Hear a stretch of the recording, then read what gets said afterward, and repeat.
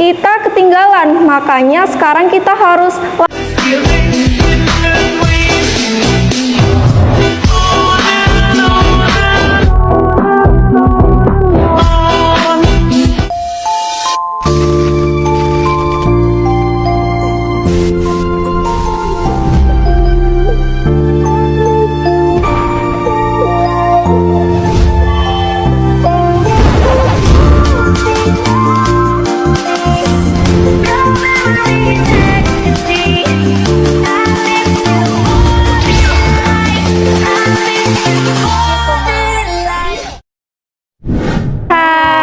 kembali lagi di sini bersama kita.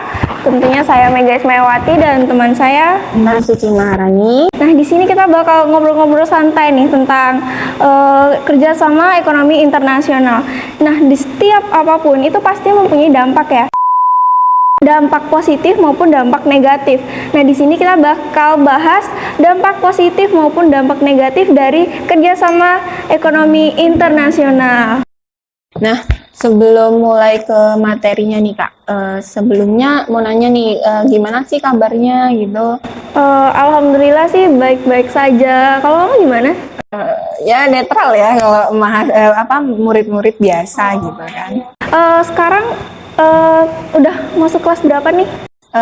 Aku sendiri sih kelas 11 ya, mau ke semester 2 gitu. Kamunya gimana? Iya sama. Kamu udah mempelajari tentang kerjasama ekonomi internasional belum? Baru mau masuk udah masuk, dan nanti lagi belajarnya gitu. Yuk kita bahas tentang dampak positif dan negatifnya. Boleh.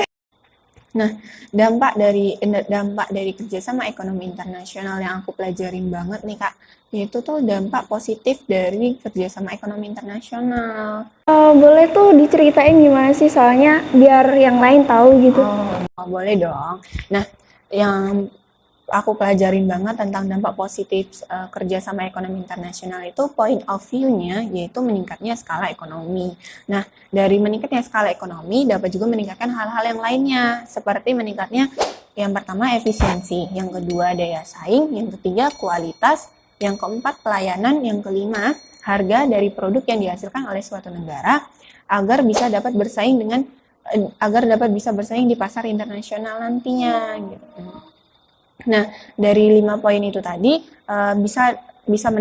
pastinya bisa menambah devisa suatu negara kan. Nah, ngobrol-ngobrol tentang devisa nih Kak. Kan kita melakukan kerjasama ekonomi internasional nih.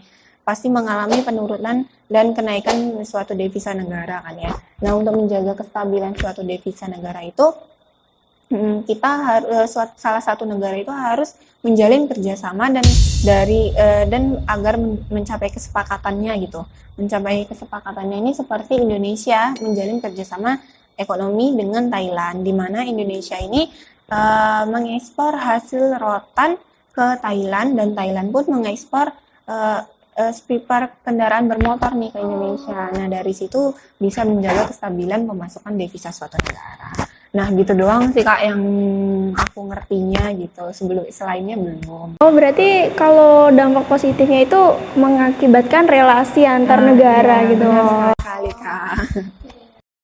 Ya, segitu ya guys pemahaman yang bisa Kakak Intan sampaikan. Selanjutnya kita bahas tentang dampak negatif kerjasama ekonomi internasional. Yang pertama yaitu terjadinya pasar bebas yang mengancam keberadaan industri dalam negeri. Adam Smith, seorang filsuf dan sekaligus pelopor ilmu ekonomi modern, memberikan pandangannya mengenai pasar bebas, yaitu suatu sistem di mana seluruh kegiatan ekonomi mulai dari konsumsi, distribusi, maupun produksinya diserahkan sepenuhnya kepada mekanisme pasar.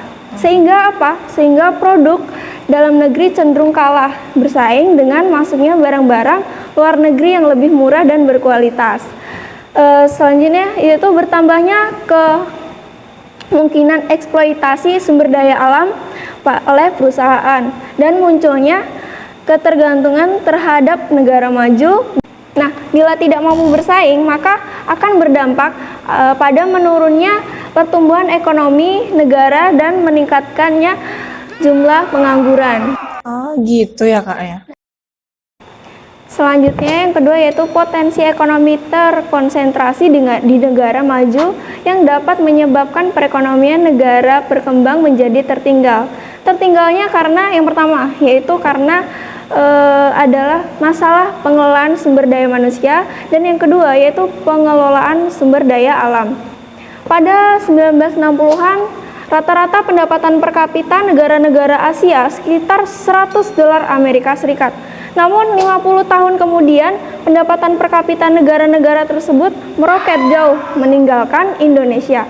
Pendapatan per kapita Taiwan tercatat mencapai 22.300 dolar Amerika Serikat, Korea Selatan 27.200 dolar Amerika Serikat, Cina yang baru mulai membangun pada era 1980-an sudah mencapai 8.000 dolar Amerika Serikat, Malaysia 9.600 dolar Amerika Serikat, dan Thailand 5.800 dolar Amerika Serikat. Pendapatan per kapita Indonesia kini baru mencapai 3.400 dolar Amerika Serikat. Sedangkan negara yang tidak punya sumber daya alam, mereka fokus ke sumber daya manusia. Akhirnya mereka ubah bangsanya jadi lebih maju dan terampil. Kita ketinggalan, makanya sekarang kita harus segera lakukan transformasi dari tenaga kerja Indonesia menjadi tenaga profesional Indonesia. Masalahnya, pengelolaan sumber daya alam disebabkan oleh paradigma lama yang dianut Indonesia, di mana konsepnya hanya tebang ekspor ataupun sedot ekspor. Perekonomian suatu negara menjadi tidak stabil akibat semakin bebasnya arus investasi swasta. Ngomong-ngomong investasi swasta itu apa sih, Kak? Jadi investasi swasta itu adalah untuk menghasilkan keuntungan atau profit oriented. Jadi kehadiran investasi asing atau investasi swasta dapat menjadi ancaman bagi pengusaha domestik. Nggak kerasa nih, kita udah lumayan lama menjelaskan tentang dampak positif maupun negatif dari kerjasama ekonomi internasional. Di sini kami berdua minta maaf kalau misal videonya membosankan ya, karena kita masih sama-sama belajar. Dan terima kasih yang sudah menonton dari awal sampai habis.